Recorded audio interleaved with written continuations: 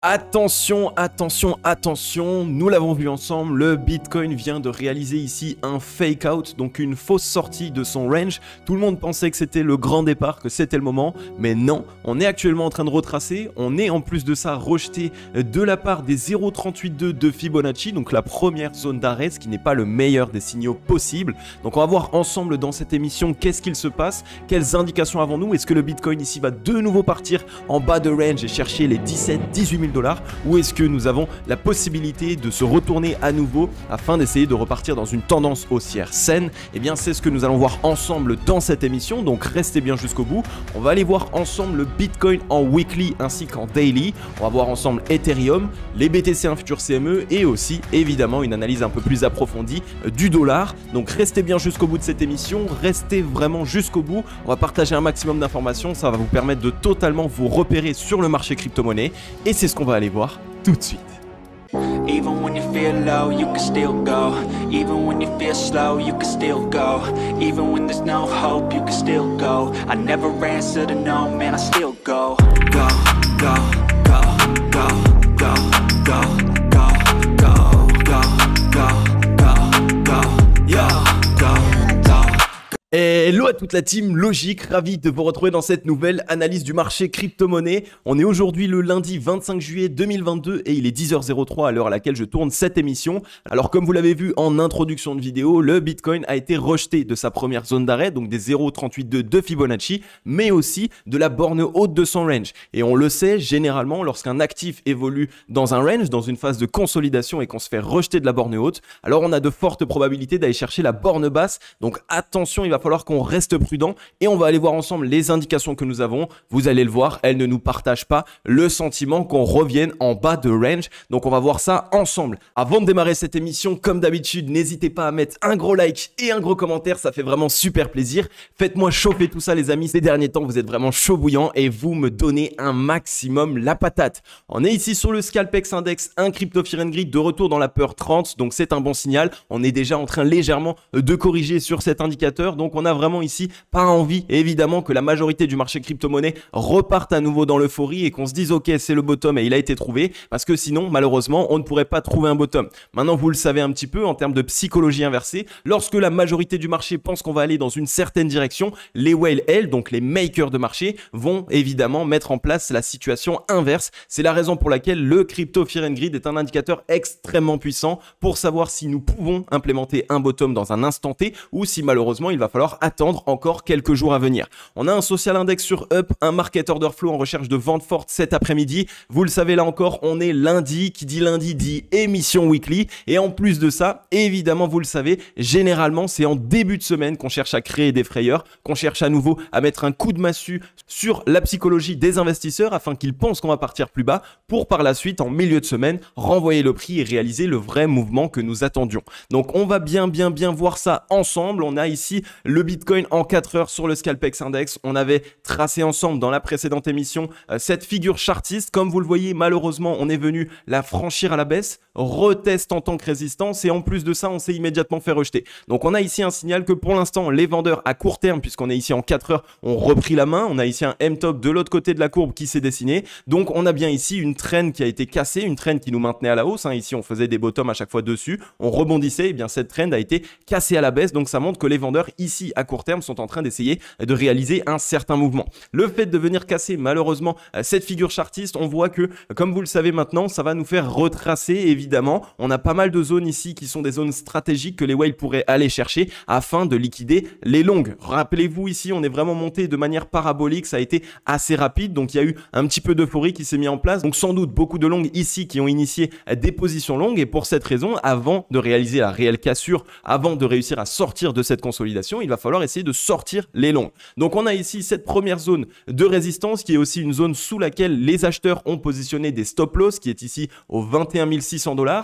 Ensuite on a ici celle-ci au 21 370 $. Si tu regardes à chaque fois, ça représente simplement sous les précédents creux, les précédents bottoms qu'on a pu réaliser. Ensuite on a les 20 653 $ qui serait ici aussi une zone assez stratégique à aller taper pour liquider un maximum de longues et aussi pour taper sur la psychologie des investisseurs. Ensuite on a les 20 340 47 et vraiment si jamais ça part un petit peu en cacahuète et qu'on a besoin de liquider plus que ça, on pourrait aller chercher ici la précédente zone aux 19 533 $. Donc tu as ici toutes les zones que le Bitcoin pourrait aller chercher sur ce léger dip. Attention maintenant, on pourrait aller plus bas si jamais vraiment les acheteurs rentrent à nouveau dans une période d'euphorie et qu'ils se mettent à essayer d'acheter chaque dip qu'il y a. Alors évidemment, les whales vont pousser un maximum plus bas pour défoncer tout le monde. Mais pour l'instant, ce ne sont pas les indications que nous avons et ça tombe bien, on va aller les voir ensemble tout de suite.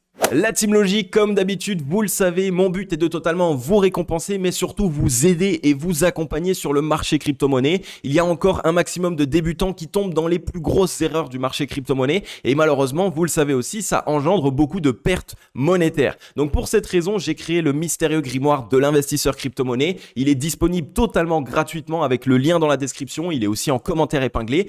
À l'intérieur de ce mystérieux grimoire, vous allez obtenir 11 tips et procédés indispensables à absolument connaître avant de vouloir investir sur le marché crypto-monnaie parce que il y a deux erreurs de débutants que la majorité des investisseurs font lorsqu'ils arrivent sur le marché crypto-monnaie. C'est premièrement de ne pas avoir de plan d'action d'investissement parce que si vous n'avez pas de plan d'action d'investissement et que vous achetez seulement à une certaine zone et que vous ne savez même pas quand vous allez sortir et vous ne savez même pas quand est-ce qu'on invalide votre scénario, vous allez vous faire défoncer. Donc pour cette raison, dans ce mystérieux grimoire, je vous partage un maximum d'informations mais surtout de plans d'action d'investissement pour faire en sorte que vous puissiez savoir à l'avance quand est-ce qu'il faut essayer de chercher des positions d'achat et quand est-ce qu'à l'inverse il faut essayer de chercher des positions de vente pour pouvoir prendre des profits et donc évidemment se mettre en sécurité. Et la deuxième erreur que la majorité des débutants font sur le marché crypto-monnaie, c'est qu'ils viennent un petit peu la fleur au fusil et ils ne connaissent même pas les erreurs dans lesquelles tous les investisseurs sont tombés. Évidemment, vous le savez maintenant, lorsqu'on vous met en avant des erreurs, donc si par exemple je vous dis attention sur ce chemin-là, il y a des braises, il y a des pics, il y a des personnes qui vont vous attaquer, alors évidemment vous n'allez pas emprunter ce chemin, vous allez emprunter un autre chemin.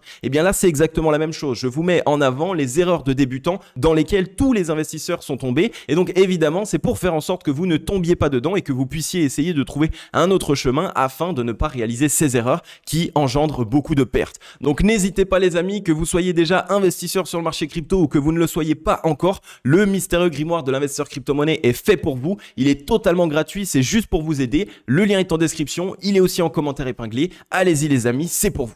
Ensuite, nous voilà très rapidement sur les liquidations. Vous le savez maintenant, lorsqu'on a certains mouvements qui sont réalisés ou lorsque nous cherchons à trouver la décision des whales, eh bien, nous allons regarder les liquidations afin de voir dans quelle direction est-ce que potentiellement on pourrait essayer d'aller. Comme vous l'avez vu, on a eu de très forts spikes de liquidation ici short. Donc, on est allé liquider ici 192 millions de positions short, 229 millions de dollars de positions short, 231 millions de dollars, etc., etc. Mais on a aussi vu ici les spikes petit à petit se réduire. Donc, au plus le Bitcoin a monté en prix, au plus les spikes de liquidation se sont réduits et ça nous envoie un signal qui est légèrement clair. Ça nous montre simplement qu'on est venu liquider la majorité des shorts. Donc dans le sens inverse maintenant, le but va être d'essayer d'aller liquider les longues sur le précédent mouvement que nous avons réalisé et comme on le voit, ça fait ici maintenant 48 heures que nous sommes en train de monter en termes de liquidation. Donc on était d'abord ici à 25 millions de dollars de position longue liquidée, 36 millions et ensuite 58 millions. Donc on est en train ici de vouloir s'attaquer aux longues, il va falloir rester prudent sur ce début de semaine et on va aller voir maintenant ensemble sur les graphiques quelles indications nous avons réellement. Bien, nous voilà ici donc sur le Bitcoin en daily. Donc avant de le passer en weekly, je vais vous montrer simplement ce qu'il se passe en daily. Comme vous l'avez vu et comme je vous en avais parlé dans les émissions précédentes, on est venu ici réaliser un fake out, donc une fausse cassure haussière de cette borne haute. Et vous le voyez maintenant, c'est vraiment l'importance de savoir positionner son range puisque la majorité des gens avaient cette borne ici comme borne haute et cette borne ici comme borne basse. Alors que ce sont en réalité la zone pivot ici, zone pivot des acheteurs et ici on a la zone pivot des vendeurs. Ici seulement, nous avons la vraie borne haute du range et ici seulement, nous avons la vraie borne basse du range. Donc comme tu le vois, on est du coup revenu simplement tester la borne haute. On est venu mettre en place 3 mèches de liquidation et directement par la suite, on s'est fait rejeter. Donc c'est pas le meilleur des signaux possibles quand on se fait rejeter d'une zone de résistance clé et en plus de ça, quand légèrement, on va dire, les vendeurs en daily ici ont pu récupérer de la force. Donc le mouvement est plutôt chargé en force maintenant. Si les vendeurs voulaient essayer de réaliser une certaine correction, une certaine jambe baissière supplémentaire pour revenir en bas de range, on pourrait pourrait le faire. Maintenant, il va falloir qu'on regarde si les acheteurs, eux, vont chercher à défendre ce mouvement. Donc évidemment, là, dans cette semaine, on risque d'avoir un combat extrêmement fort de la part des acheteurs et des vendeurs parce que tout se joue maintenant. Si les vendeurs ici récupèrent la main, alors évidemment, on va réinitier une tendance baissière et ce sera ici un très très mauvais signal pour le Bitcoin et pour le marché crypto.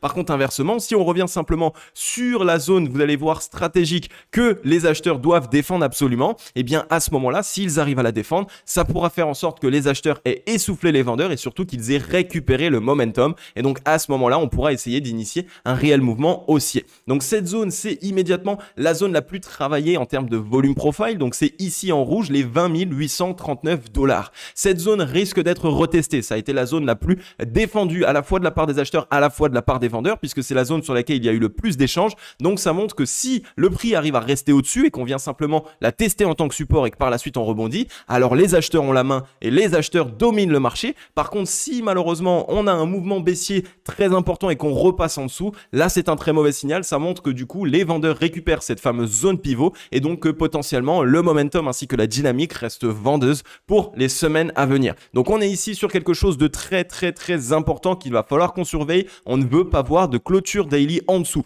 On peut mettre en place une mèche, mais on ne veut pas de clôture daily en dessous. En plus de ça, comme je vous en ai parlé, entre ici cette borne haute et la fameuse zone pivot acheteuse des 21 909 $, on voit qu'on a ici très peu de volume profile. Donc ça montre ici que très facilement le prix peut se faire rejeter et même repartir au-dessus sans aucun souci. Donc on n'est pas ici sur quelque chose qui est stratégique. La seule zone qui est stratégique maintenant, c'est les 20 839 $. Donc cette fameuse zone pivot ici, ce spike de volume profile.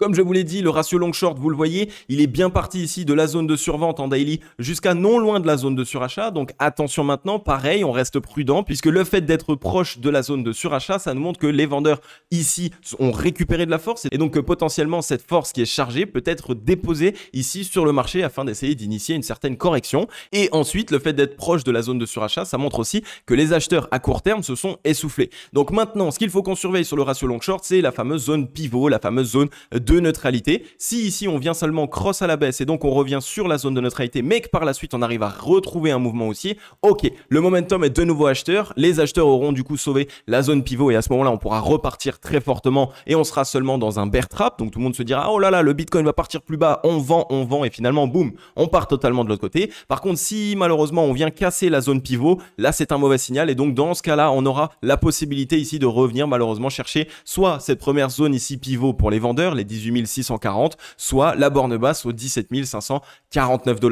Donc pour le daily, il faut vraiment qu'on surveille ce qu'il se passe. Pour l'instant, les acheteurs dominent tout à fait le marché. Ils ont encore largement le momentum et aussi les zones pivots, mais il va falloir quand même que l'on reste prudent au fait que les vendeurs ne viennent pas ici initier un mouvement plus important. Si on regarde maintenant au niveau du MACD, on a eu un léger affaiblissement ici. Comme on le voit, on a une petite divergence baissière qui s'est initiée. Donc c'est pas le meilleur des signaux possibles, mais pour l'instant, on tient toujours au-dessus de la zone de neutralité. Donc tout ce qu'il faut qu'on s'assure là encore sur le MACD, c'est que si jamais on a un léger retracement supplémentaire, c'est qu'on arrive à tenir cette zone de neutralité et qu'on arrive à trouver rebond dessus. Si malheureusement on casse la zone de neutralité, alors le momentum sera récupéré pour les vendeurs et donc on risque ici d'initier un mouvement baissier plus important que ce qu'on attend. Donc on surveille bien tout ça ici en daily sur ce début de semaine. On est vraiment dans quelque chose qui est extrêmement intéressant, mais surtout qu'il va vraiment falloir surveiller parce que on est ici un petit peu, j'ai envie de dire, les fesses entre deux chaises. Soit on arrive bien à garder cette zone pivot et donc c'est vraiment le grand retour et on va combler les gaps 28 000, 29 000, voire 35 000 $. Soit malheureusement, on s'en fait rejeter et là, on risque d'avoir un scénario tout autre puisqu'on pourrait aller chercher des points encore plus bas.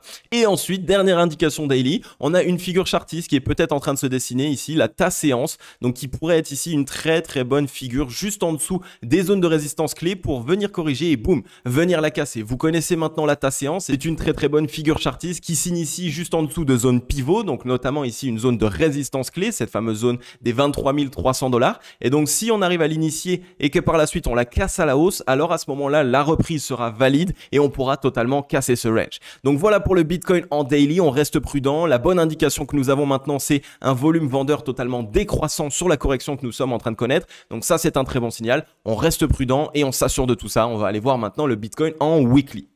Bien, sur le weekly, ça va être un petit peu plus rapide. Très simplement, qu'est-ce qu'il se passe? On est toujours ici dans cette consolidation, donc aucun problème. On est surtout toujours dans une zone extrêmement importante pour les acheteurs, qui est ici la zone de rechargement acheteuse, entre les 0,618 et 0,786 de Fibonacci. Cette zone de rechargement acheteuse, c'est la zone la plus attendue de la part des whales, de la part des fonds de gestion, de la part de la smart money, donc les gros portefeuilles, puisque c'est dans cette zone qu'ils se remettent à réaccumuler des positions d'achat. Et on le voit notamment ici avec un prix qui est totalement en train de se comprimer, qui est totalement en train de se compresser. Donc on est vraiment ici en train de compresser la volatilité et c'est totalement le but dans une zone de rechargement acheteuse, puisque il y a certains vendeurs débutants qui sont encore en train de croire qu'on va partir plus bas, donc ils se mettent à shorter. Mais à l'inverse, on a la smart money qui, elle, est en train de réaccumuler des positions acheteuses. Vous le savez, la smart money ne vient pas réaccumuler des positions acheteuses directement à coût de 500 millions. Ils achètent petit à petit avec 5-10 millions et comme ça, fur et à mesure, tous les jours, 5-10 millions, 5-10 millions. Donc ils lissent leur investissement et surtout ils absorbent les liquidités vendeuses. Voilà pourquoi est-ce que nous n'assistons pas directement à un rebond très très fort, parce qu'en plus de ça on a des zones de résistance au-dessus de la tête et en plus de ça évidemment les vendeurs ont toujours pas mal de force, ce qui fait que les acheteurs ont un petit peu de mal à relancer le prix tout de suite dans un instant T. Maintenant si on regarde en weekly, c'est totalement clair, les vendeurs n'ont plus de force, ils ne peuvent pas continuer à pousser plus bas, donc on risque dans tous les cas de se mettre à consolider et ce pour très longtemps si jamais on n'a pas une reprise acheteuse immédiate. Pour ma part, vous le savez, je pense qu'on va avoir une reprise acheteuse, mais si jamais évidemment on n'arrive pas à avoir une reprise acheteuse, alors ça va être une consolidation parce que ici en weekly, nous ne pouvons pas pousser le prix du Bitcoin beaucoup plus bas. Donc ça c'est déjà un très très bon signal. Si on regarde maintenant sur le RSI, c'est la même chose. On vient de sortir la tête des 30 de RSI, on est peut-être légèrement en train de vouloir essayer de les retester, mais en tout cas, on a réussi ici à sauver les 32 RSI et on a venu clôturer au-delà. Donc là encore, ça nous montre que les acheteurs sont totalement chargés, donc ils ont de la force et ils peuvent essayer de retourner le mouvement et les vendeurs, eux, sont totalement déchargés. Et si on regarde maintenant sur le MACD, on a toujours cette belle divergence haussière qui est en train de se mettre en place et au plus on se rapproche de la zone de neutralité, au plus nous avons de probabilités et de chances de venir valider cette divergence et donc de l'appliquer au cours. Et vous le savez, une divergence weekly, c'est vraiment un très bon signal pour essayer d'implémenter un bottom. Donc il va falloir qu'on surveille cette zone de neutralité, mais si en weekly le MACD, donc le momentum, arrive à casser la zone de neutralité, à ce moment-là on risque d'avoir une très très belle reprise sur le Bitcoin puisque on valide cette divergence et en plus on initie ici un double bottom. Donc ça montre que totalement le momentum sera maintenant de nouveau pour les acheteurs. Attention, ce n'est pas encore le cas, donc on reste prudent et on surveille tout ça. Donc voilà un petit peu pour le weekly, il n'y a pas forcément plus d'indications à voir. Comme vous le voyez, le prix est toujours en dessous de cette trend de baissière qui nous maintient la baisse depuis le 8 novembre 2021. Donc si sur cette semaine les acheteurs arrivent à garder cette fameuse zone pivot des 20 800 en daily, alors on a de grandes chances ici en weekly de revenir au contact de cette trend qui nous ramènerait entre les 30 et les 32 000 $. Et en plus de ça, qui pourrait nous permettre de combler un gap futur CME qu'on va aller voir tout de suite. Donc restez bien prudents. Nous sommes toujours ici dans une zone de rechargement acheteuse long terme. Donc on revient d'une très grosse correction. On a de très très bonnes positions d'achat à initier dans cette zone. Donc on surveille tout ça et surtout on reste prudent. Ensuite, on est ici sur Ethereum en weekly, pareil, Ether toujours dans sa zone de rechargement acheteuse. On voit qu'on a assisté ici à une très très belle réaction de la part des acheteurs dans cette zone. Donc ça montre que Ether est immédiatement racheté dès lors qu'il revient dans ces zones ici qui sont stratégiques pour les whales ainsi que pour les fonds de gestion. Donc ça nous montre que Ethereum, le token, est vraiment énormément recherché par les professionnels. Et ça c'est un très bon signal, ça nous montre vraiment que on a de très très belles opportunités qui se présentent ici sur Ether et que potentiellement les acteurs professionnels sont en train d'essayer d'anticiper un certain mouvement ou alors une certaine survalorisation de la part de Ethereum. Donc on a un projet ici qu'il faut qu'on surveille très fortement. On le sait, en plus de ça, on a enfin une date pour le merge, donc de Ethereum qu'on appelait avant Ethereum 2.0, qui arrivera ici, je crois, le 12 ou le 17 septembre. Donc on surveille tout ça, on a un très très bon signal sur cet actif. Le rebond ici s'est fait avec du gros volume acheteur. On a eu ici une belle décision après une mèche et deux mèches qui ont été ici liquidés les acheteurs. Donc on a de très très bons signaux. Maintenant on reste prudent, on surveille tout ça. On voit qu'on aurait la possibilité pareil de revenir au contact de cette trend, ça nous ramènerait aux 2500 $. Donc si on revient à son contact, ça ne veut pas dire qu'on va la casser à la hausse. Je vous en ai parlé dans le scénario qu'on a mis en place précédemment. Si on revient à son contact, on a de grandes chances d'abord de se faire rejeter, revenir tester une zone de support pour par la suite essayer de la casser. Donc on surveille tout ça, Ether qui est plutôt dans une belle disposition. On a déjà la localisation du prix qui est valide ici entre les 0,618 et les 0,7 786. Je vais nous mettre en droite maintenant pour voir si le W a été validé. Pour l'instant, le W n'est pas encore validé, donc attention, on n'a pas encore la validation de structure, donc on va attendre cette validation de structure. On va attendre ici peut-être potentiellement une légère correction ou une légère jambe baissière supplémentaire pour par la suite initier ici un W dans cette zone de rechargement acheteuse, et là, le signal sera clair et net. À ce moment-là, Ether pourra totalement repartir. Si on regarde au niveau du RSI, pareil, on sauve les 30 de RSI, on est repassé au-dessus. Généralement, ce qui se passe, c'est qu'on peut avoir des chances de revenir les tester en tant que support pour essayer d'initier ici ce double bottom avec divergence haussière sur les 30 de RSI pour revenir au contact des 50. Donc là, on surveille tout ça pareil en termes de momentum. Par contre, si on regarde en termes de ratio long-short, on est toujours dans un très bon signal. Les vendeurs sont totalement essoufflés. Les acheteurs n'ont pas utilisé beaucoup de force pour nous permettre de revenir chercher ici les 1640. Donc, on a encore beaucoup de force acheteuse sur cet actif. Et si on regarde maintenant au niveau du MACD, très belle divergence haussière. On est très proche ici de la zone de neutralité. Donc, à l'aube de savoir si enfin on peut avoir une récupération de la part du momentum weekly, donc moyen et long terme pour Ethereum. Donc, surveillez bien tout ça, c'est extrêmement important. La cassure ici de la zone de neutralité nous montrera que Ether reprend de la force et que les acheteurs veulent absolument revoir Ethereum partir très fortement. Par contre, à l'inverse, maintenant, si on revient simplement au contact de la zone de neutralité et qu'on se fait rejeter, attention ici, il faudra vraiment qu'on surveille qu'on ne soit pas ici dans une disposition de M-top de la part du momentum parce que ça pourrait renvoyer un mouvement baissier encore plus important. Donc vraiment pour cette raison, je vous dis de rester prudent et de surveiller ce qu'il se passe. On est ici seulement sur la semaine, j'ai envie de dire décisive sur le marché crypto. Soit on a la reprise qui se fait et donc là, à ce moment-là, vraiment, le Bitcoin ainsi que le marché crypto-monnaie repartent en furie. Soit malheureusement, on n'a pas la reprise et donc là, à ce moment-là, attention, les vendeurs sont peut-être en train d'essayer d'initier un certain mouvement. Ensuite, on est ici sur les BTC1 futurs CME. Les BTC1 futurs CME, comme vous le voyez ici, on a le prix du Bitcoin qui est revenu combler ce précédent gap avec ici ce fameux chandelier japonais très important qu'on avait fait sur la semaine du 13 juin 2022. On avait comblé par la même occasion ce précédent gap. Donc, ça fait deux gaps baissiers que nous venons combler ici sur le Bitcoin. Et donc là, ça nous montre que nous n'avons plus de grande utilité pour le Bitcoin à revenir chercher plus bas, étant donné qu'on est allé combler les zones qu'on devait combler. Donc maintenant, on a des gaps haussiers qui se sont créés tout au long de cette correction, notamment un qui est ici entre les 27 275 et les 28 880. Ensuite, on en a un au-dessus de la tête entre les 34 715 et les 35 720 $. Et peut-être, non, on n'a pas de dernier gap. Donc, on a deux gaps ici au-dessus de la tête haussiers qui, cette fois-ci, évidemment, vont exercer une certaine pression acheteuse sur le Bitcoin. Et justement, ça se ressent totalement ici, comme vous le voyez, dans les indicateurs de momentum. On a vraiment ici les professionnels qui ont cette envie ici d'initier un certain mouvement haussier et on le voit avec ces très belles divergences haussières qui se mettent en place. Là encore, deuxième divergence et on revient non loin de la zone de neutralité. Si on regarde très rapidement au niveau du ratio long short, pareil, vendeurs totalement survendus et donc acheteurs qui ont totalement de la force. Et si on regarde sur le RSI, pareil, on est revenu ici au-delà des 30. Donc on a réussi à trouver rebond en dessous des 30 de RSI et maintenant on est simplement en train d'essayer de venir les valider en tant que support pour nous assurer que les acheteurs tiennent bien cette zone. Donc on a de très bonnes indications du côté des professionnels.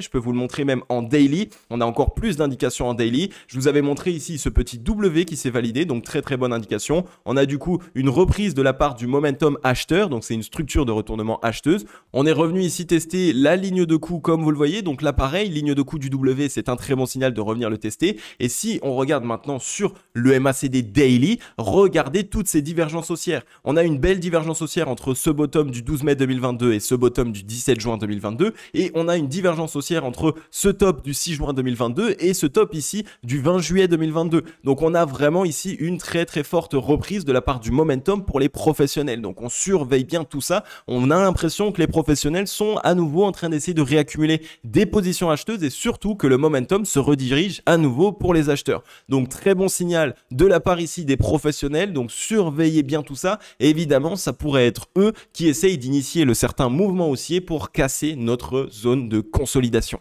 Et ensuite, nous voilà donc sur le dollar. Le dollar, vous le savez, c'est mon indicateur de bottom ultime. Tant que le dollar ne corrige pas, je ne pense pas que nous pouvons trouver un bottom sur le Bitcoin ainsi que sur le marché crypto. Par contre, dès lors que nous verrons le dollar corriger, à ce moment-là, on pourra trouver un bottom sur le Bitcoin ainsi que sur le marché crypto. Donc, on est en train de trouver pour l'instant un top local. On n'est pas encore dans une correction parce que vous le savez maintenant, pour connaître une correction, il nous faut une structure de retournement vendeuse. Je veux voir des M-tops s'initier en daily. Pour l'instant, ce n'est pas encore le cas, mais ça ne saurait tarder. Premièrement, on est venu corriger, donc j'ai tracé ici Fibonacci du précédent mouvement haussier qu'on a réalisé, et comme tu le vois, les 0,382 ont été franchis à la baisse, ils ont été retestés en tant que résistance à 3 reprises et on n'a pas réussi à la repasser. Donc ça nous montre quoi? Ça nous montre que du coup, on a de fortes probabilités de revenir dans la zone suivante, qui est ici directement la zone de rechargement acheteuse, qui se trouve entre les 104,87 points et les 105,83 points. Donc on surveille tout ça, on pourrait revenir chercher, trouver léger rebond et ensuite par la suite essayer d'initier ici ce fameux M-top, ou alors on pourrait même ici en ce début de semaine trouver un rebond, fausse cassure des 0,382, double top, donc M-top ici, et là à ce moment-là on aura une très bonne indication de bottom sur le Bitcoin et donc ici évidemment de top sur le dollar. Donc le dollar nous montre des signes d'affaiblissement, c'est sûr et certain, comme on le voit ici on était revenu dans les 70, on s'est immédiatement fait rejeter, on est non loin des 50 donc de la zone de neutralité, c'est vraiment à ce moment-là qu'on risque d'avoir notre indication ultime. Si on casse les 50, alors la zone pivot a été franchie, les vendeurs récupèrent la main et les acheteurs eux se font défoncer. Par contre à l'inverse, vous le savez, si on tient les 50 et qu'on fait juste ça et un rebond dessus, là à ce moment-là c'est pas le meilleur des signaux possibles et donc ça montre que le dollar avant de corriger pourrait tranquillement encore une fois jouer pendant des jours voire des semaines et ça ne nous offrirait pas ici de bottom concret sur le Bitcoin.